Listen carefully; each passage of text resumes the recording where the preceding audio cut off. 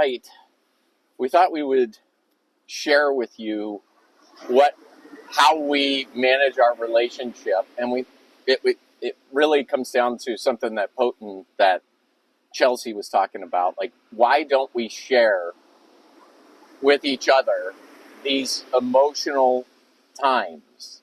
We keep them hidden from the outside world.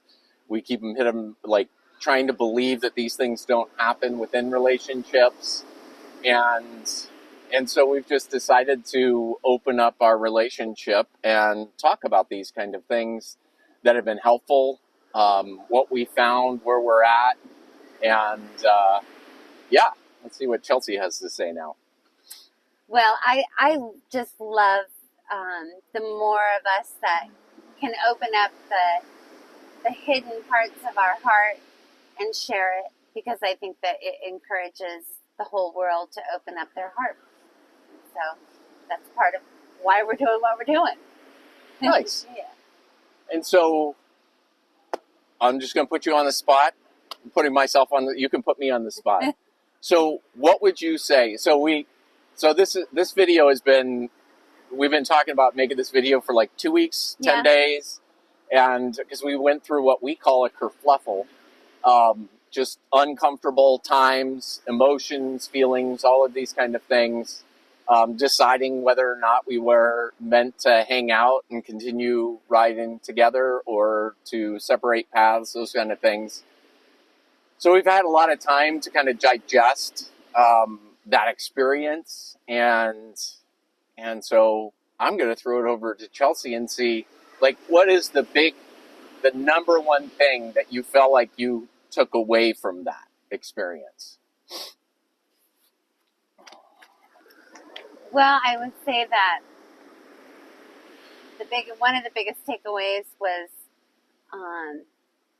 continuing to leaning into being vulnerable in the heart and sharing that and being okay with sharing that with others, with even the person that you might be at odds with, and that there's this protective shell that we all have built over our life that we think is, our shield. It's what we hide behind. And those are the things that that James and I are finding how to break through and break those shields as they come up. Like they're these imperfect windows that don't need to be a part of our house, and we're just like, shh. Nice. And you know what? I can spring right off of that. I'm sorry. Did you finish your thought? Yeah. So I've had this interesting experience that seemed to be it was a pattern in my life, and it happened in many different experiences. I can go back to them when it happened. And it was these moments when something on the outside world would cause me to just be emotionally blocked. Like even remember becoming very aware of it, and then trying to coach people and just say, hey, like, I'm in this space, this emotional block is just like, if you can just allow me space and whatever else. And I couldn't figure out what that was. And I kind of had in the mind that I would find the right person that would help me with that. But it was in this last kerfluffle that these emotional blocks made sense to me. And when the stakes were high, that's when these emotional blocks would come up. And I would just turn off emotionally. But it wasn't like I was negative. It was like I just didn't exist. I was in this completely neutral state.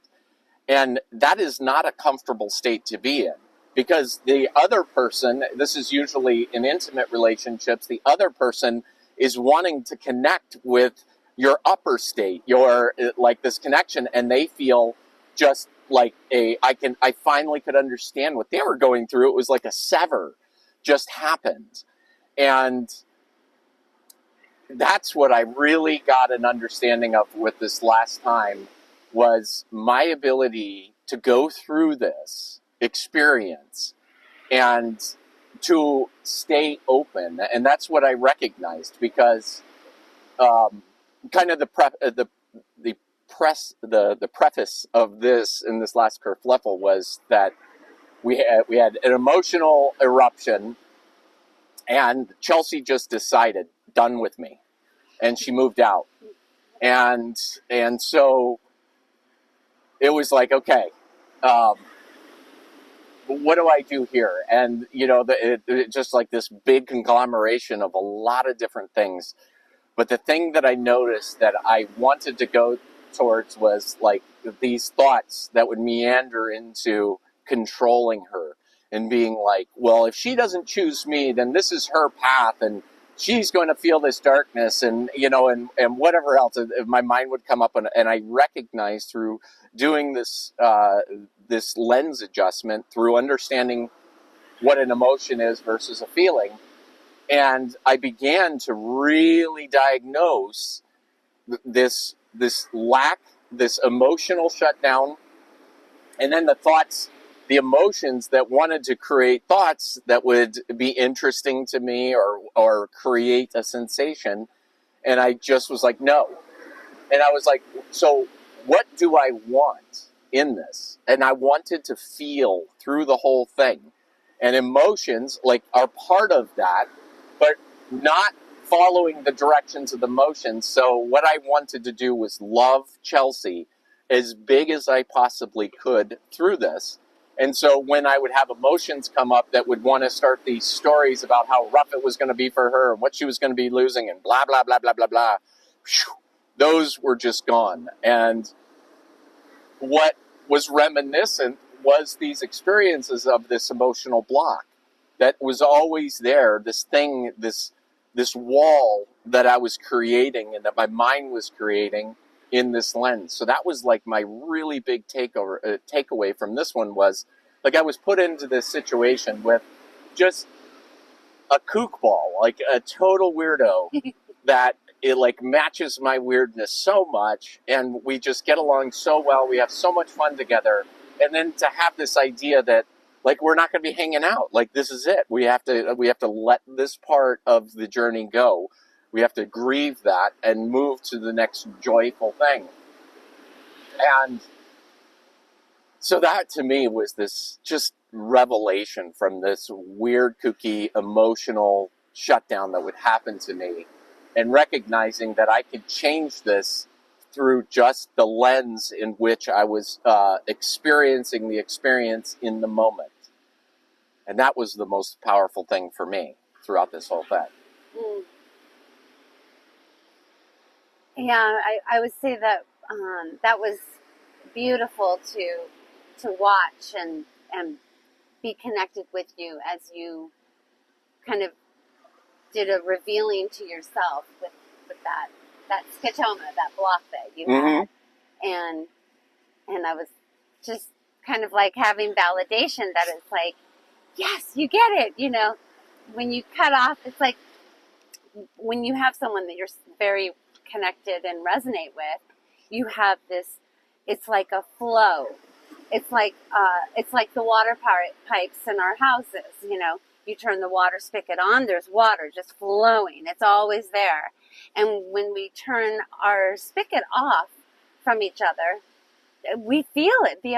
Our partners, people we work with, our family, whoever, is used to that flow being there, feels it hugely.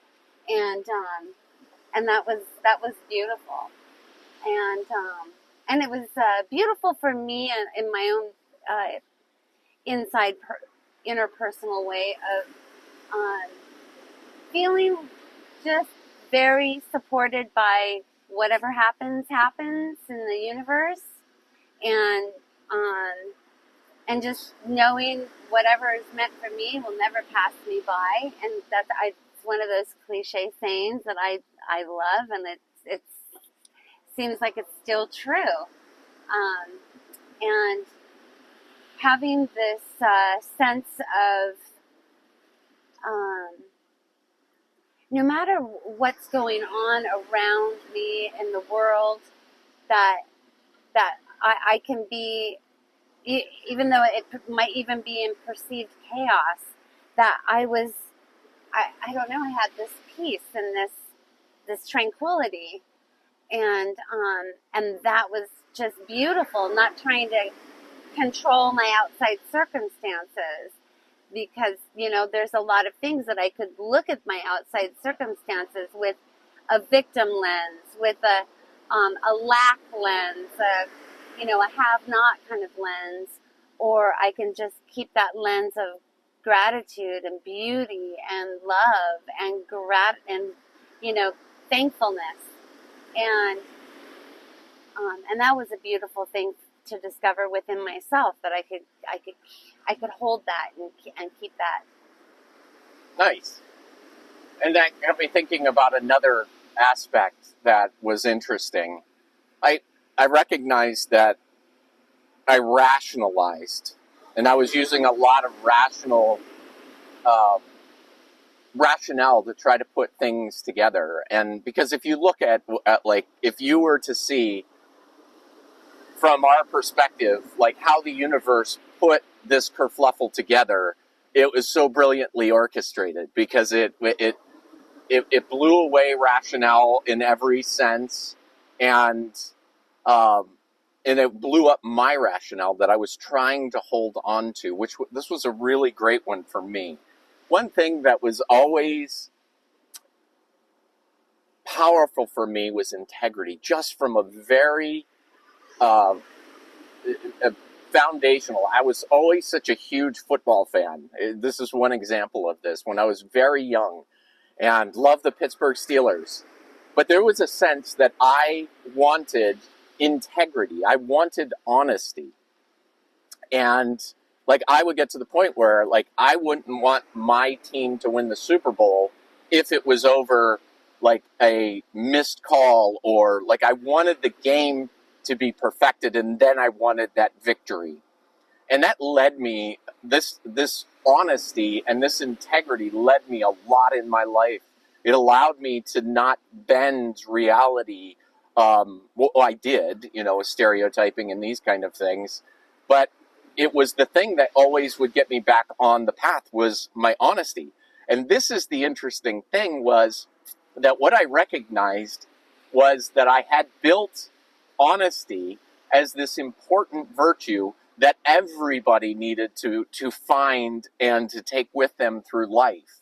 And I recognized in this one was that, in this last kerfluffle, that there is virtue, and then there is like the actual virtue of being honest, and then and that is just innate, and it moves us through time, that we can tap into.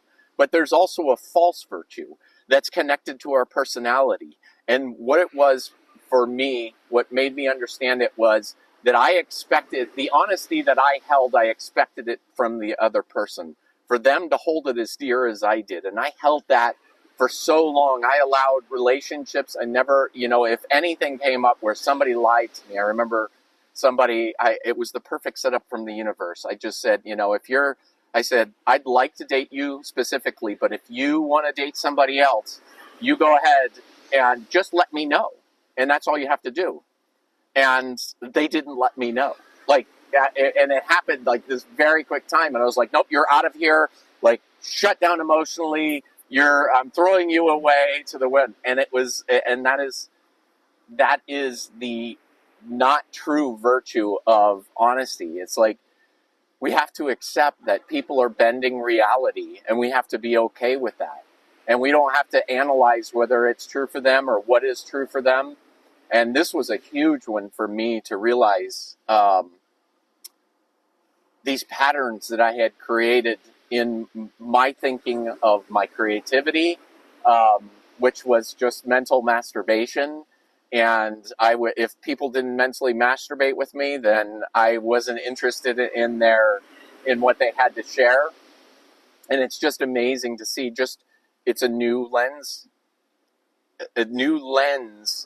in correction And now I see this all this more possibility outside of that. And that's what this adventure is finding all those little things that these little stories that we've attached to ourselves to, and we don't even realize we've attached ourselves to them. And then we allow experiences like this, a love relationship, to come in and to beat us up a little bit. And then it's like, oh, if you don't want to be quiet and figure this out on your own, then we're going to give you all the opportunity to allow this to surface. And that's why it's not a matter that emotion is a bad thing. It is just a thing. And when we look at it neutrally, we can see how it interacts and how it changes our now and our perspective in the now. And I think that in some ways, we were talking earlier today about what do we do in the in-between spaces of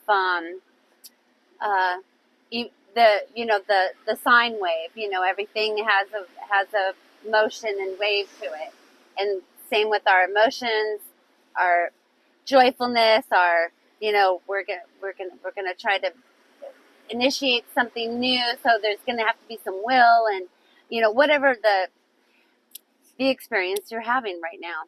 And there's these what you call them, troughs and crests. Crests and troughs. Crests and troughs. And it's like, what do you do in between those times? And I was just reflecting that those are the times where there's opportunity for creativity.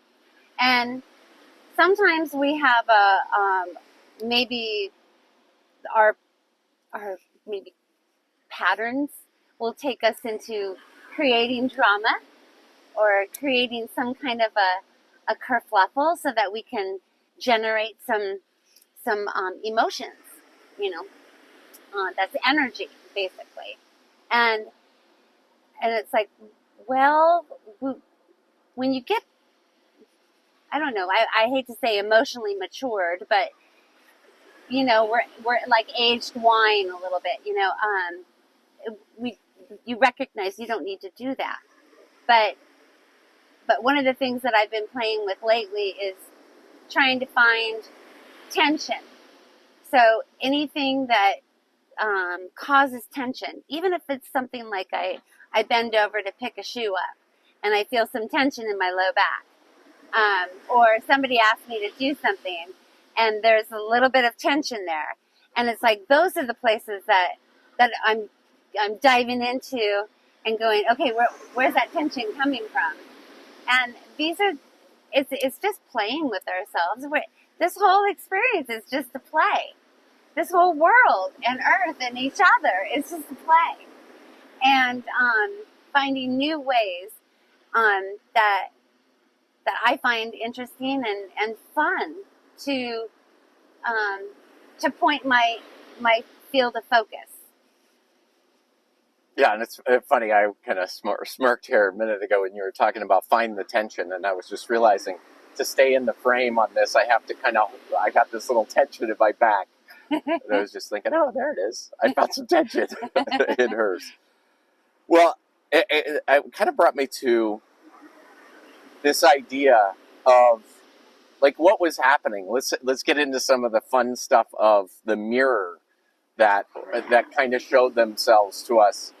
Chelsea and I have really, one of the things about us is when we go through these kerfluffles, as we call them, these emotional times that separate us, we get back together. We speak very honestly with each other. And it was so great in this time, in that we didn't have this big cathartic moment. It was days of kind of just tickling at each other, sending little messages, and it was so funny because it was me. This was one experience, and maybe Chelsea will show another one.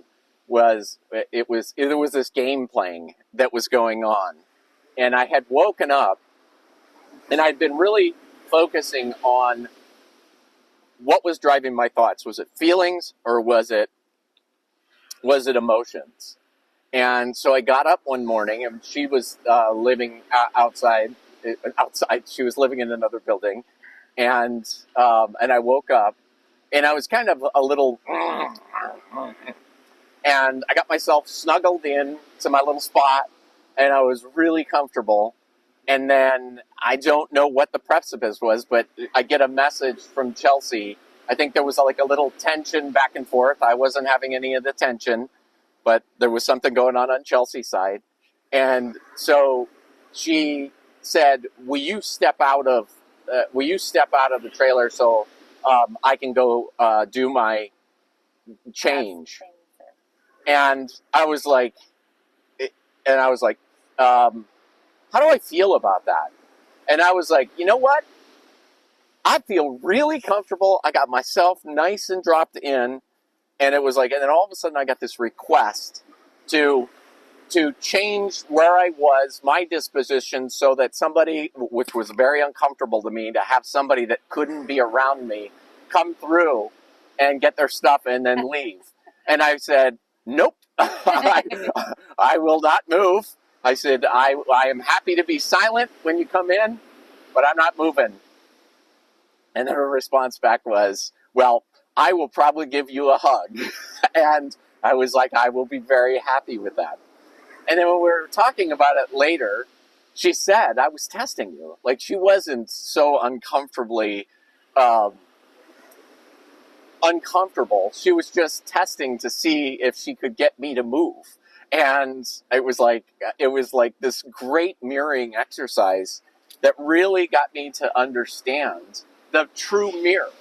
And this is what is so hard when you are relating with somebody, especially with an intimate partner, is the mirror is for you. The mirror is for you. The mirror is for you. And it's like you have to come to your peace. You have to find yourself through them.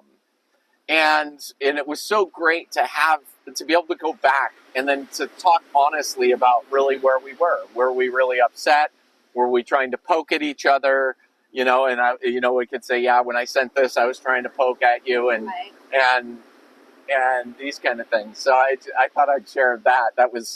And that's where I really understood the mirror. And I think we both got to the point where we realized we didn't get to a place of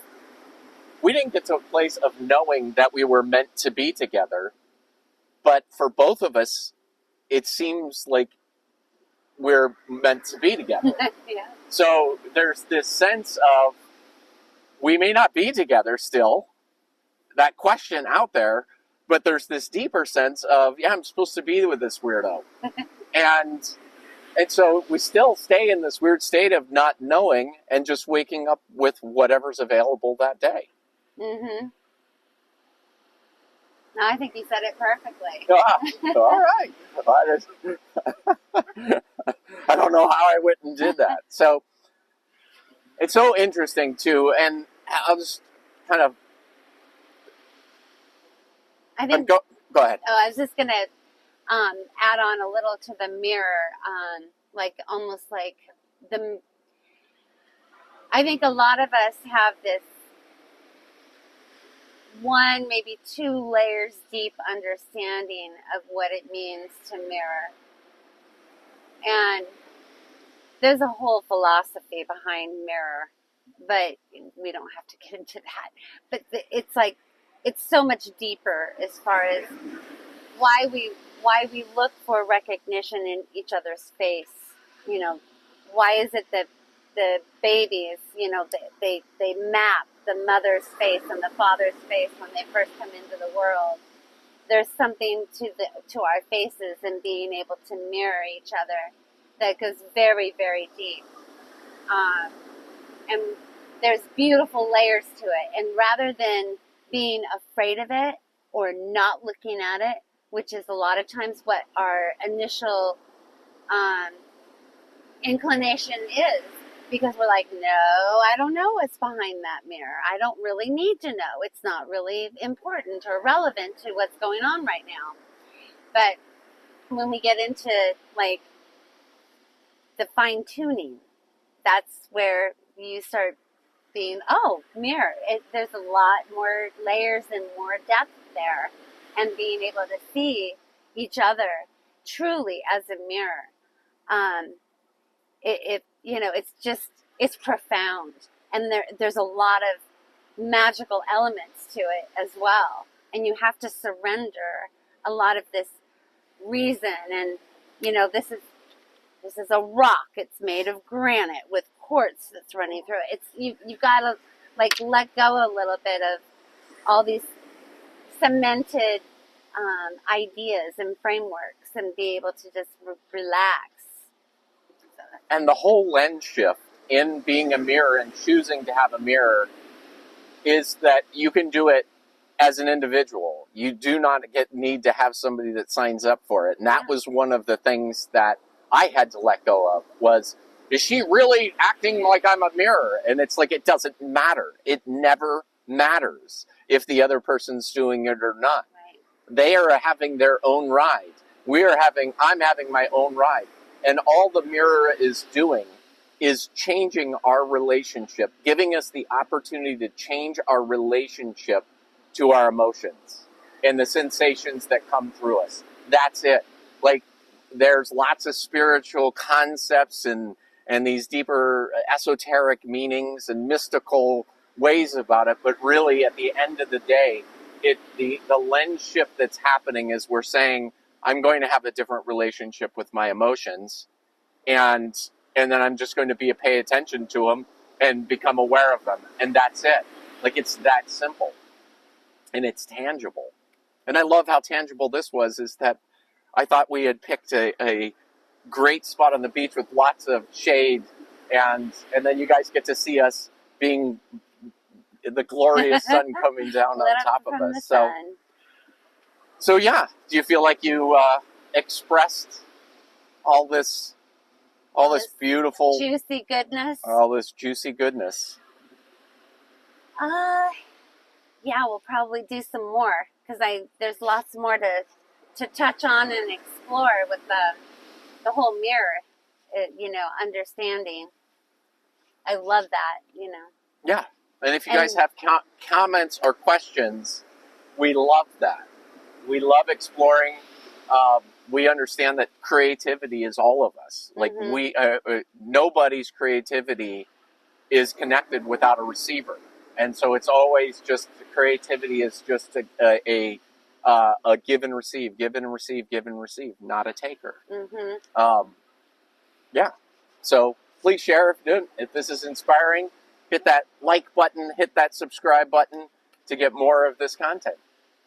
Hope you guys have a wonderful day. Yes. Namaste. Namaste.